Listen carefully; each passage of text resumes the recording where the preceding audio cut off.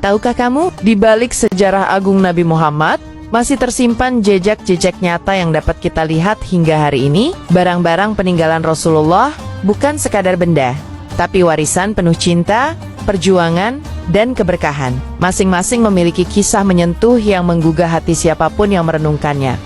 Di video ini, kita akan menyelami satu persatu barang peninggalan Rasulullah yang masih terjaga di berbagai penjuru dunia. Ada yang tersimpan di museum Turki, ada pula yang berada di bawah penjagaan ketat di Madinah dan Mekah. Semuanya menjadi saksi bisu atas kehidupan manusia termulia yang pernah menginjak bumi.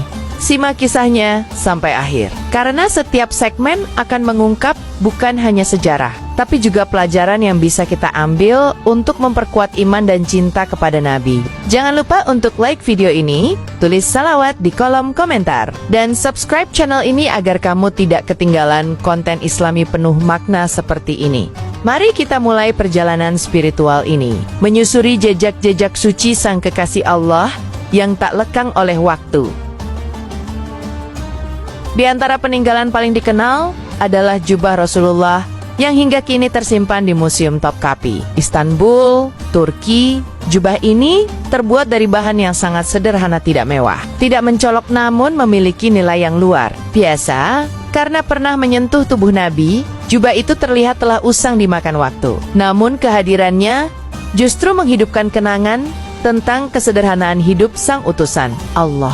Kita seakan diajak kembali ke masa ketika Rasulullah memilih hidup apa adanya. Walau bisa saja beliau hidup dalam kemewahan yang membuat haru, para sahabat sering menangis ketika melihat jubah itu dahulu. Mereka tahu, itu bukan sekadar kain, tapi warisan dari manusia terbaik yang hidup hanya untuk umatnya. Bahkan sebagian dari mereka meminta potongan jubah itu sebagai kafan, karena ingin wafat bersama jejak Rasulullah. Hingga kini, jubah tersebut masih menjadi daya tarik ribuan peziarah yang datang dengan linangan air mata hanya untuk melihat. Dari balik kaca sebuah bukti cinta yang terus mengalir lintas zaman.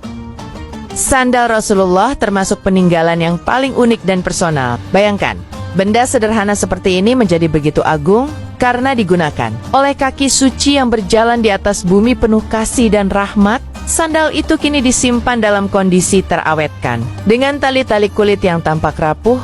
Para ulama dahulu menulis syair panjang hanya untuk menggambarkan bentuk sandal ini sebagai wujud cinta dan kerinduan yang mendalam kepada Rasulullah. Dalam beberapa riwayat disebutkan, para sahabat bahkan saling berebut untuk bisa memegang atau mencium sandal beliau, karena di dalamnya ada jejak kaki manusia yang paling mulia. Sandal itu menjadi lambang perjalanan dakwah, kesabaran, dan keteguhan dalam menghadapi badai ujian. Melihatnya, kita seperti diajak bertanya dalam hati, sudahkah langkah kaki kita meneladani Rasulullah? Atau kita masih jauh dari arah teladannya?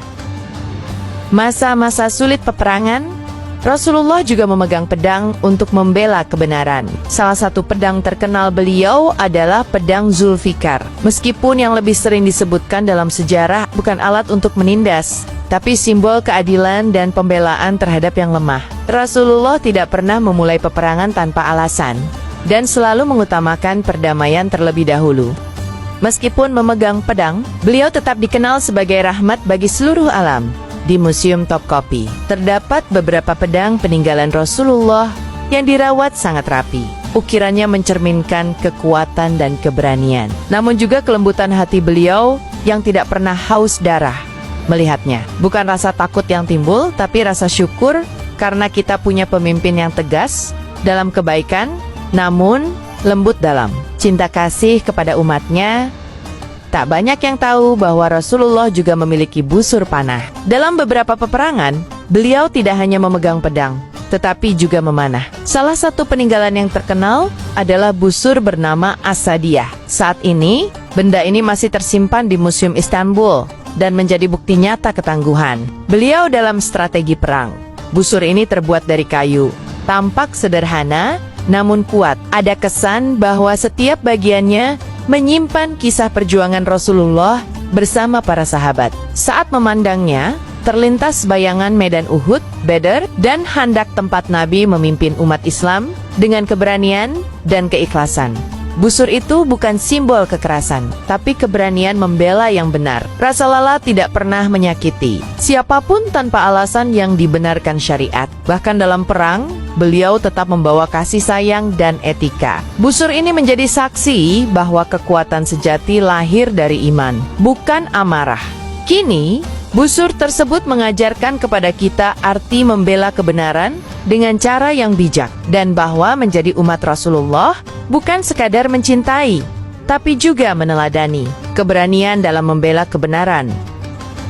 Salah satu peninggalan yang paling menggugah adalah bejana air Rasulullah. Bejana ini sering beliau gunakan untuk wudhu atau minum. Yang menakjubkan, para sahabat bahkan berebut air yang tersisa di dalamnya, karena yakin air itu telah disentuh oleh berkah Nabi. Bejana itu kini berwarna tembaga tua. Sebagian sudah mulai kusam, tapi nilai spiritualnya tak pernah luntur. Banyak yang menangis saat melihat benda itu. Bukan karena keindahannya, melainkan karena membayangkan bahwa dari situlah tangan suci Rasulullah menyentuh air yang kemudian menyucikan diri.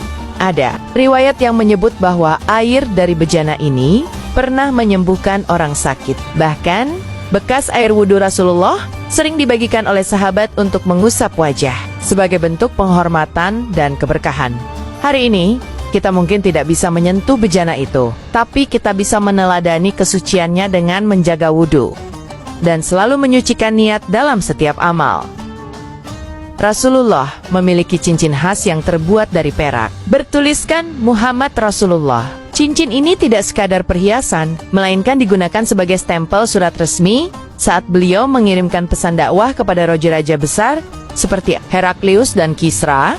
Cincin itu kini tersimpan dengan baik di koleksi peninggalan Nabi di Istanbul. Bentuknya sederhana, lingkarannya tidak besar, namun memiliki nilai sejarah luar biasa. Ia adalah saksi bisu dari perluasan dakwah Islam ke penjuru dunia.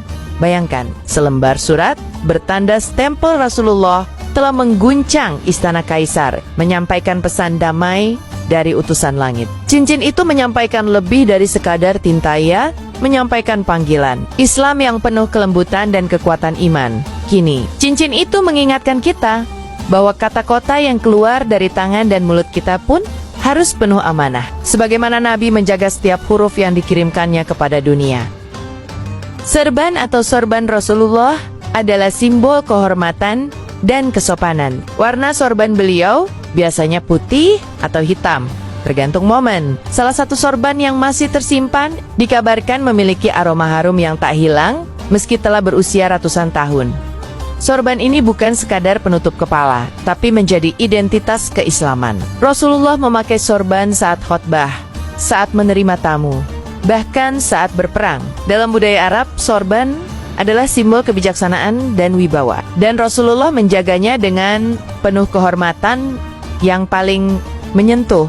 Rasulullah pernah memberikan sorbannya kepada beberapa sahabat sebagai tanda cinta. Di antara mereka adalah Ali bin Abi Thalib, yang mengenakan sorban Nabi saat perang Khaybar, dan dengan itu Allah memberi kemenangan. Sorban Nabi mengajarkan bahwa pakaian bukan hanya pelindung tubuh, tapi juga cermin akhlak. Berpakaian layak dan penuh adab adalah bagian dari sunnah yang bisa kita hidupkan hari ini.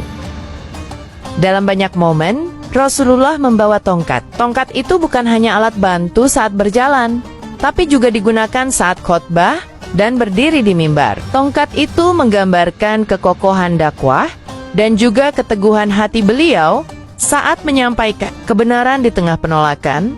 Tongkat itu kini tersimpan di antara koleksi pribadi yang sangat dijaga. Panjangnya sedang, terbuat dari kayu pohon kurma, dan ujungnya terlihat mulai menghitam karena usia. Meski sederhana, tongkat itu punya makna dalam, sebagai penopang ketika semua orang berpaling, dan penguat saat keimanan diuji. Dalam khutbah, Rasulullah menggenggam tongkat sebagai tanda bahwa beliau bukan pemimpin duniawi, tapi utusan yang membawa beban risalah. Itulah mengapa tongkat beliau menjadi sangat dihormati oleh para sahabat. Tongkat ini mengingatkan kita bahwa hidup butuh penopang, dan bagi seorang mukmin, penopang sejatinya adalah keimanan. Seperti Rasulullah menopang seluruh umatnya